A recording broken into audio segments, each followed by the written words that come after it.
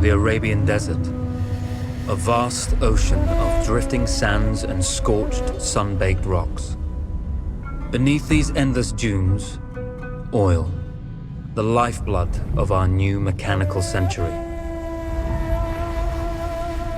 For more than 400 years, the Ottoman Empire has ruled these lands, controlling all that's to be found here. But the Ottomans do not rule unopposed. Small bands of Bedouin rebels have united to overthrow the empire. They strike without warning and then vanish into the desert. Fighting alongside them is a lone British officer whose exploits have earned him wide renown.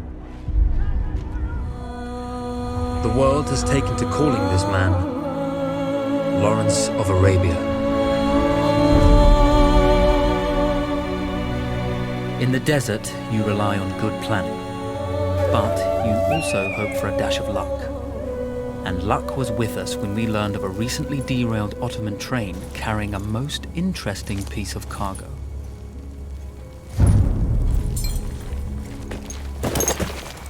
A small patrol had joined the Ottomans who survived the crash. Together, they guarded the wreckage and waited for reinforcements.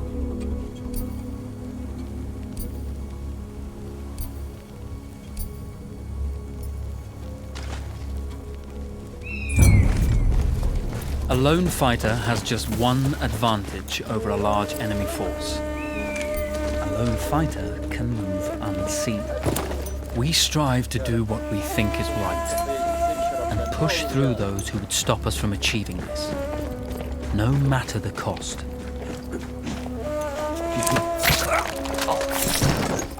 The tribesmen fought unconventionally, using weapons they knew well. Endurance, individual intelligence, and courage were their primary assets.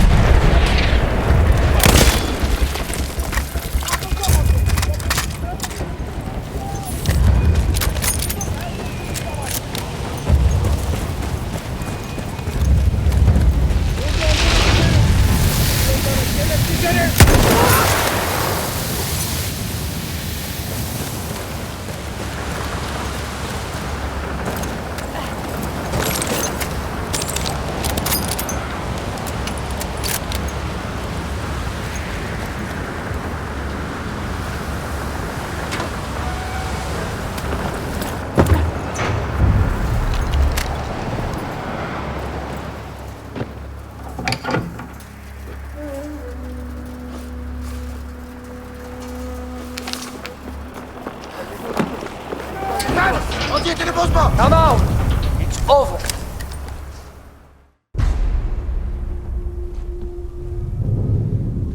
Well, you did not think we would be fast enough to catch you here, did you?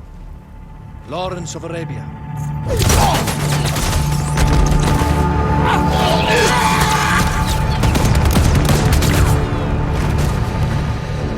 Actually, I was rather depending on it. Lawrence. Well, this is very clever. Now the hunter becomes the hunted. So who might you be? How enchanting you are, my dear. Ahmed. I'll show you enchanting. If it weren't for you, I'd be free. Free, is it? You'll be free when you're dead. And And I'm happy to tell you, the Empire intends to grant you all this freedom very soon.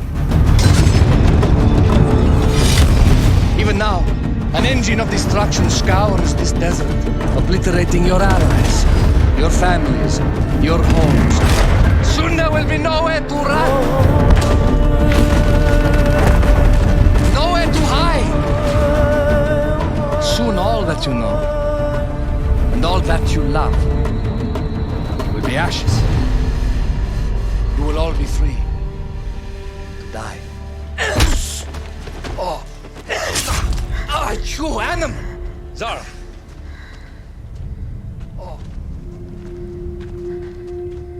Now, I understand that you would like nothing more than to strip the flesh from that man's feet and send him off into the desert naked to die.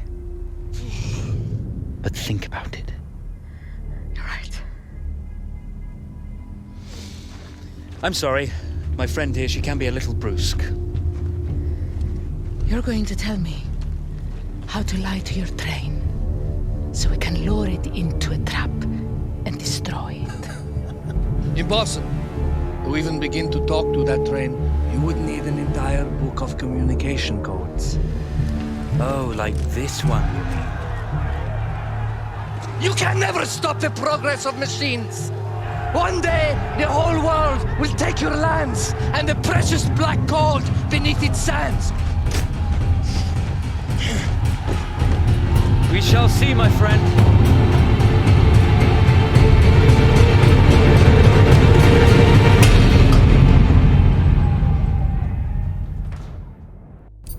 Of course, obtaining the codebook was not enough.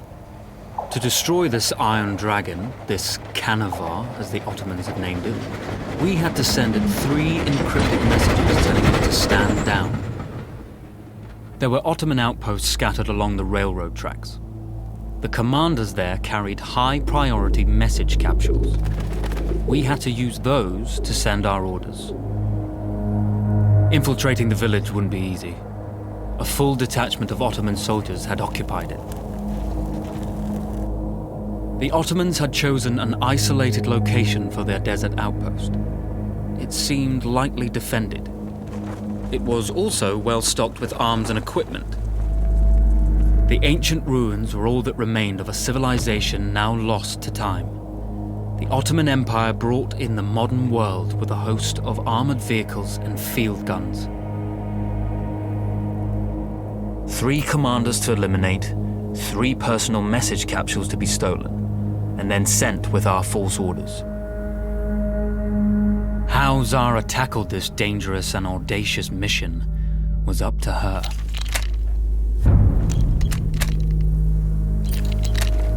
The Bedouin treasured their horses, and in return, those animals granted their riders unparalleled speed and mobility.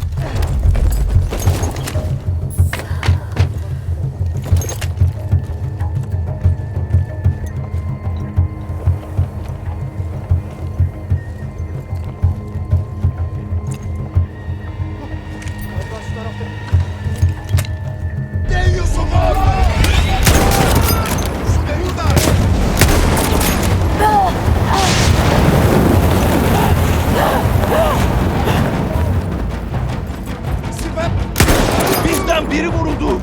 Bizden biri vuruldu! Ateş etme, intikal et! Arayı kapa!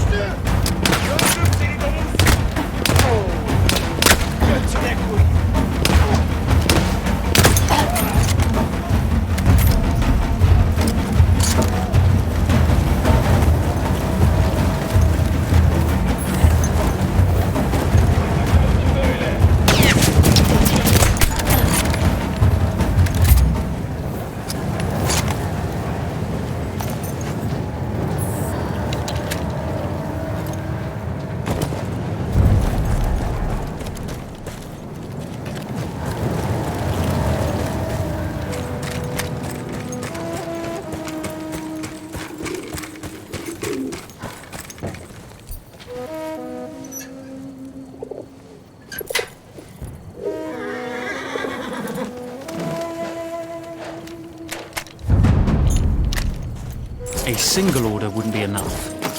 Ottoman protocol required the message to be received in triplicate before the train would acknowledge it as genuine.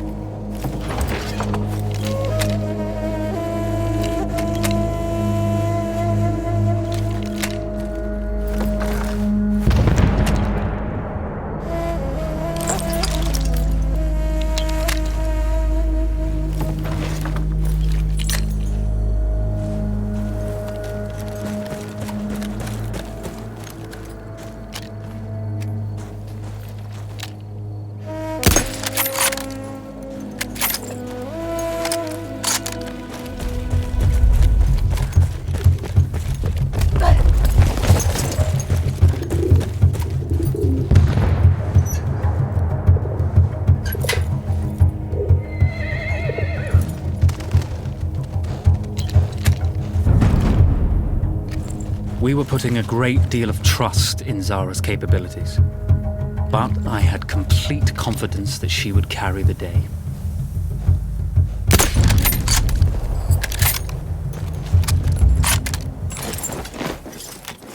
Here! Here!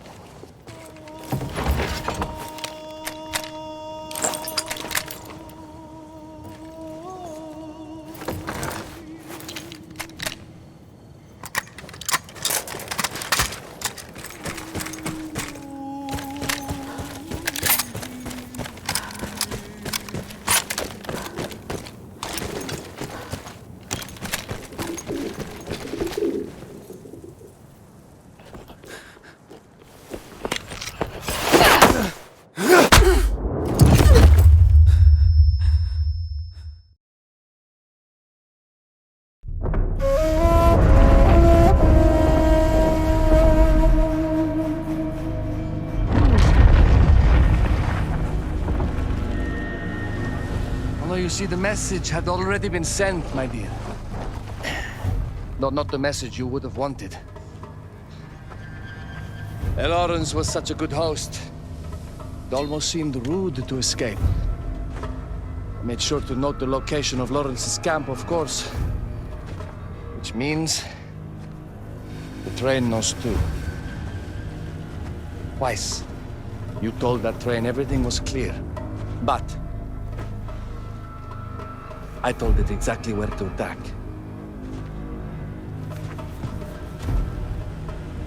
The beast has your scent, my dear. And it's coming to slaughter you and your little band of rebels. First, the firestorm from the cannon. Then, up close with the troops to slaughter any survivors.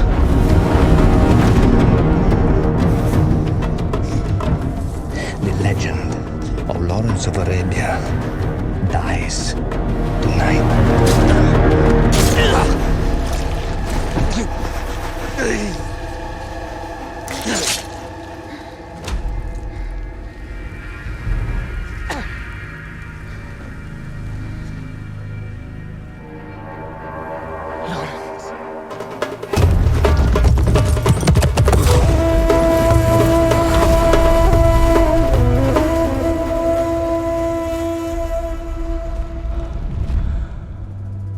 You slipped away just in time.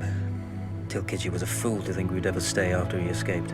The carnival won't stop hunting us. No, it won't. Let me think. The train's coming a long way. So it'll have to stop to take on water. That's where we strike. Agreed. I'll deal with any sentries, then rig explosives on the track. Yes, and I'll rally our fighters. When I blow the lines, the train will be trapped. So when you hear the blast, you need to attack them with everything you have. It's good. But you know that there's a chance the men may not come. You may set off those explosives and find you're out there all alone. You know that. I guess I won't know either way until I set it off.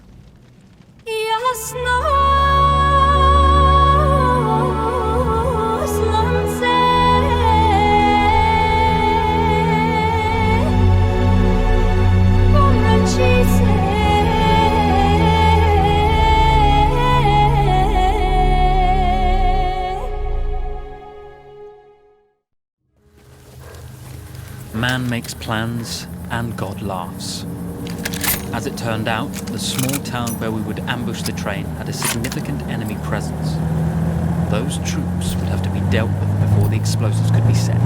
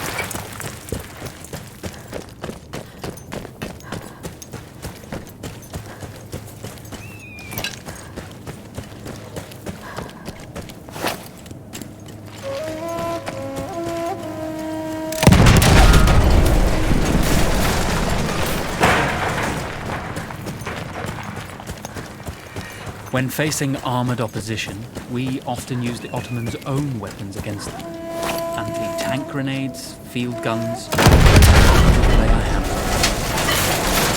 Once Zara secured the town, the trap could be set for the arriving train.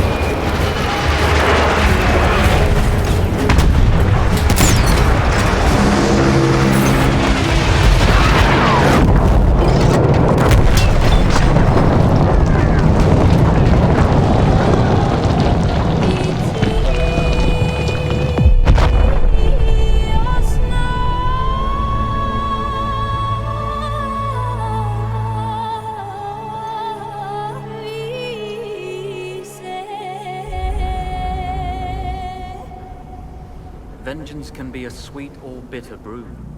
How did you find it, Zara?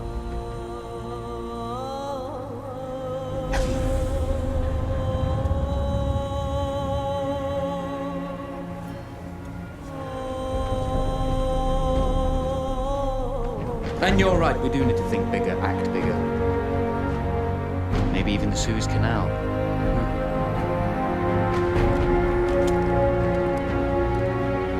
Tell me, what do you know about battleships?